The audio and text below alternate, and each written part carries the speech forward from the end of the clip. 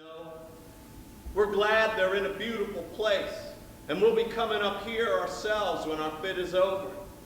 Now there's some things we know, but we don't take them out and look at them very often.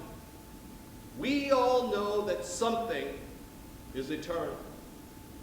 And it ain't houses, it ain't names, it ain't earth, it ain't even stars. Everybody knows in their bones that something is eternal, and that something has to do with human beings. All the greatest people ever lived been telling us that for 5,000 years, yet you'd be surprised how people are always losing hold of it. There is something deep down inside that is eternal about every human being. I read Our Town when I was in high school for one of my English classes, and I loved it. And so it's been one of these plays that I keep returning to, and I've never had a chance to do it. And I'm honestly, I work full-time and I go to school full-time, so I wasn't planning on doing any theater this year. But I saw that Carroll was doing Our Town, and I said, wow, I need to audition for this, because I just love the play. It's so powerful. This time 9 years have gone by, friends. Summer 1913. Gradual changes in Grover's Corners. Horses are getting rarer. Farmers coming into town in Fords. Everybody locks their house doors now at night. Ain't been any burglars yet, but we've heard about them. At first, it was really awkward. The character starts out in the first act as 16, and I'm 24. So it took a really long time for me to really get back into that mindset.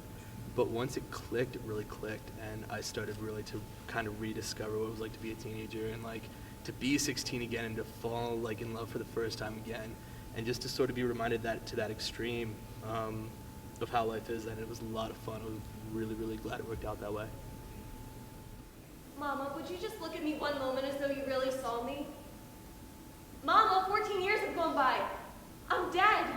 You're a grandmother, Mama. I married George Gibbs, Mama. Wally's dead too.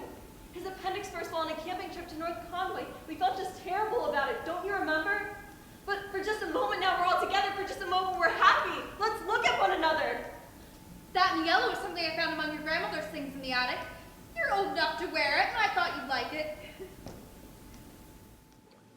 Well, I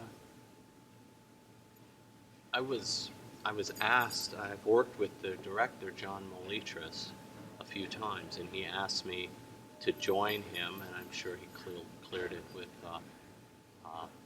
the powers that be here on campus, Bill Gillette. Once I got here, what kind of compelled me about it is maybe how similar Grover's Corners was to the community here. And then later on, maybe how similar Grover's Corners and this community is to a lot of other communities around, including my own. There are a few lights on. Shorty Hawkins down at the depot just watched the Albany train go by. And someone at the livery stable setting up late and talking. It's clearing up. Yeah, there are the stars. Doing their old crisscross journey in the sky. Scholars haven't settled the matter yet, but they seem to think that there are no living beings up there.